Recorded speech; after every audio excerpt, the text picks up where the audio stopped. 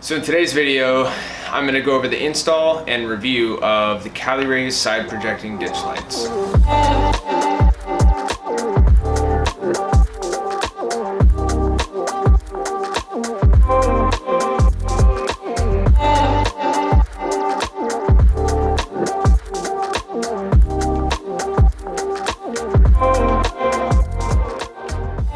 So to cover what comes in the kit, it comes with the light pods, the light brackets, hood mounting brackets, all the required hardware, and a wiring harness.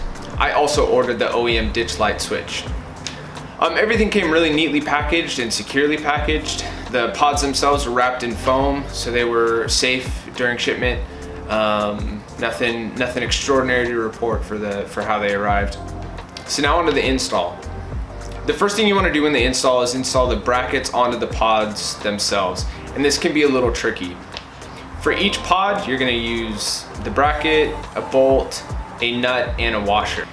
The easiest way to do this is to tilt the pod on its side after you've put the bracket on, and slide the nut in first and then the washer on top of it.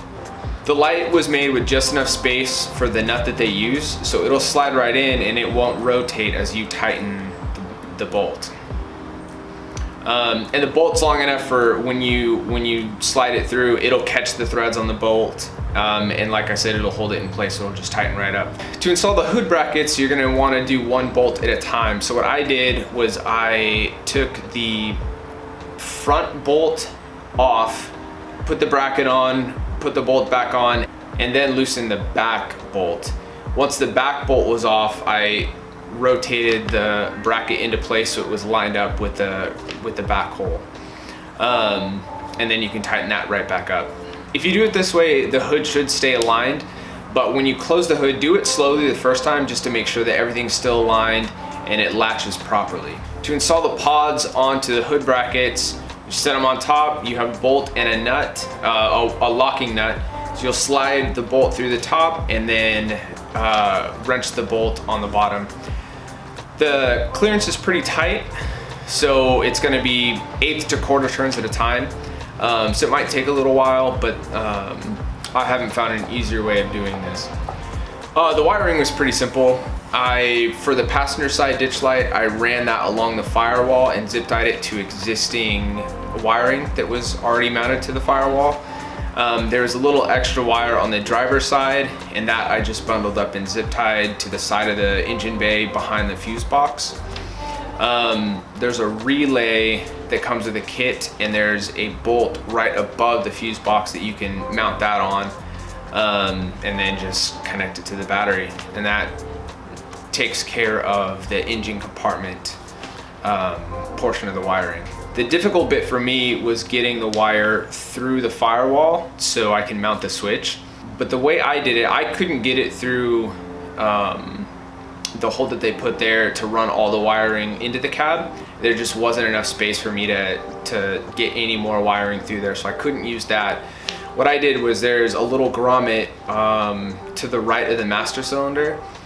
If I cut a hole in that and put it through the firewall up there, and if you cut the grommet right, it's still a pretty watertight seal, so I don't think there's going to be any water, dust, or anything getting into the cab through the firewall if you do it properly.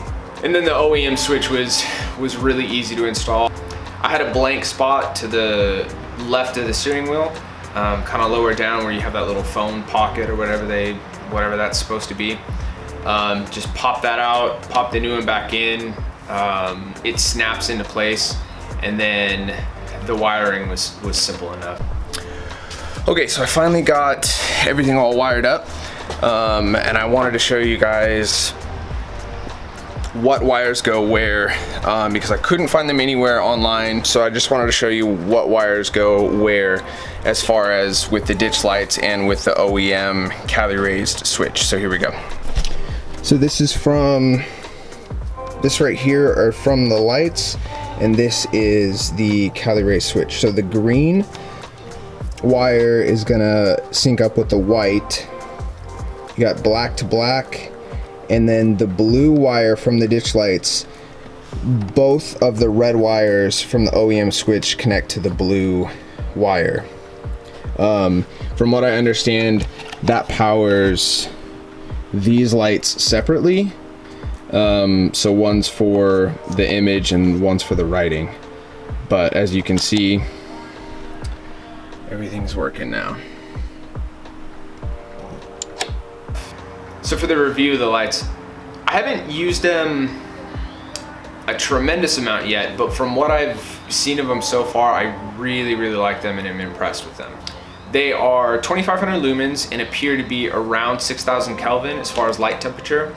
There's a little bit of yellow on the side projecting portion of the pod, so I don't think they can say the color temperature because of that, but the main beam seems to be around 6000 K. It seems to be on par with what I have in my headlights, so that's kind of what I'm judging it from. The pods throw light a whole lot better than I thought they would. It just lights everything up way further into the trailer, into the trees than I thought. I've been super impressed with the amount of coverage it gives. On coverage, if you mount them straight forward, Cali-Raised says it'll give you 120 degrees of coverage. I don't like doing it that way because that ends up lighting the hood a lot, and that can be a little distracting or overwhelming visually in the dark. You might see that a little bit more than you will once you're trying to light up. So I position mine, I rotate them out a little bit. And if you do it that way, you get 180 degrees of coverage. So I can see just everything from the A beams forward, basically all the way around. And that's the way I prefer to position them. So because these cameras are really bad at picking things up at night, I wanted to show you while there's still a little bit of light outside, kind of what the ditch lights do. So here is just the headlights. Here is the fog lights. And then here are the ditch lights.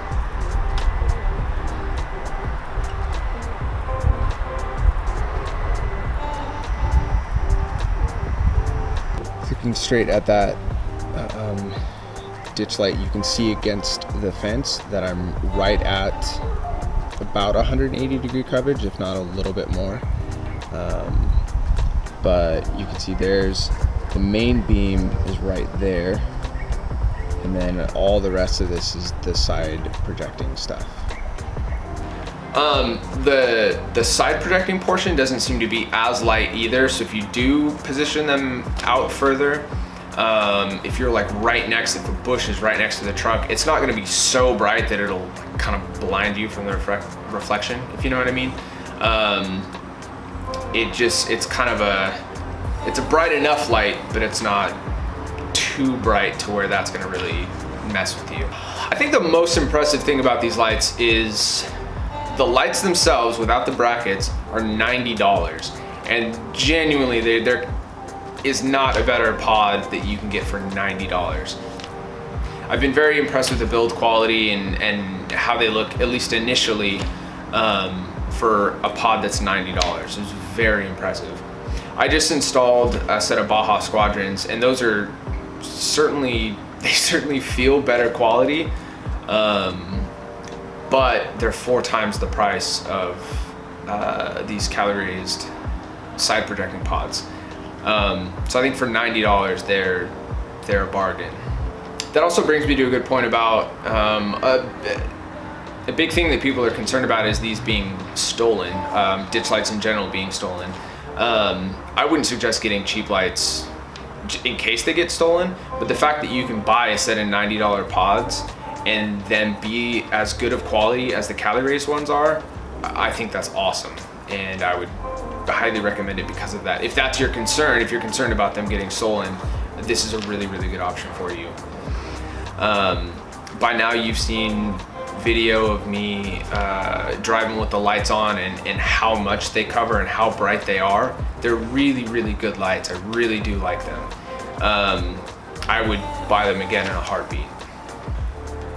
Next video will be the Baja Squadron SAEs that I replaced my OEM fog lights with, so be sure you're subscribed to catch that.